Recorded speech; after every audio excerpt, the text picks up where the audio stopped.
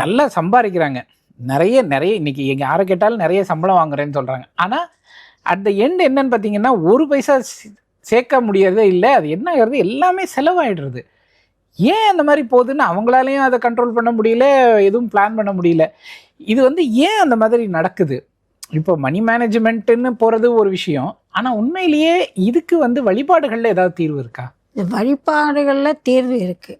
ஆனால் இன்னைக்கு வந்து டிசிப்ளைன்டு லைஃப் ஸ்டைல் நம்ம தொலைச்சிட்டோம். ஆமாம்.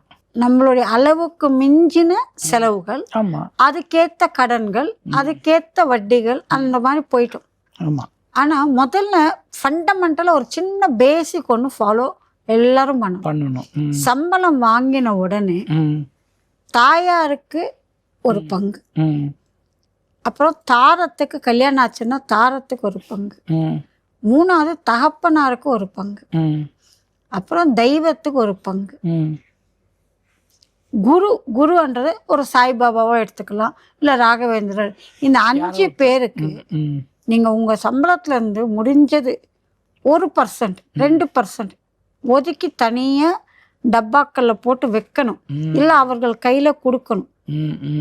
கொடுத்து அவங்களுக்கு செலவுக்குன்னு முதல்ல அதை எடுத்து வைக்கணும்.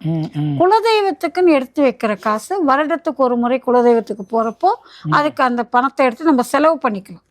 முண்டியில போடணும்ன்றது இல்லை, செலவுக்கு செலவு பண்ணலாம். குருவுக்குன்னு எடுத்து வைக்கிறது கோவிலில் போயிட்டு பிரசாதம் வாங்கி கொடுக்கறது, தேங்காய் உடைக்கிறது, அர்ச்சனை பண்ணி உபயோகப்படுத்திக்கலாம். தாயாருக்குன்னு கொடுக்கறது அவங்களுக்கு கையில் கொடுக்கணும். ஆமாம். இந்த மாதம் வந்து நீங்கள் 1000 ரூபாய் வந்து 5 பங்காக பிரிக்கிறீங்கன்னு வச்சுக்கோங்க, 200 ரூபாய் போடுறீங்கன்னா ஓகே, அது வந்து தப்பு கிடையாது.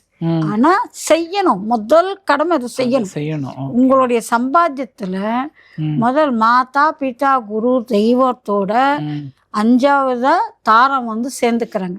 இனி அவங்க உங்க வாழ்க்கையில நீங்க இருக்கிற வரை உங்களோட டிராவல் பண்ண போறாங்க. ஸோ அவங்களுக்கு கொடுக்கணும்.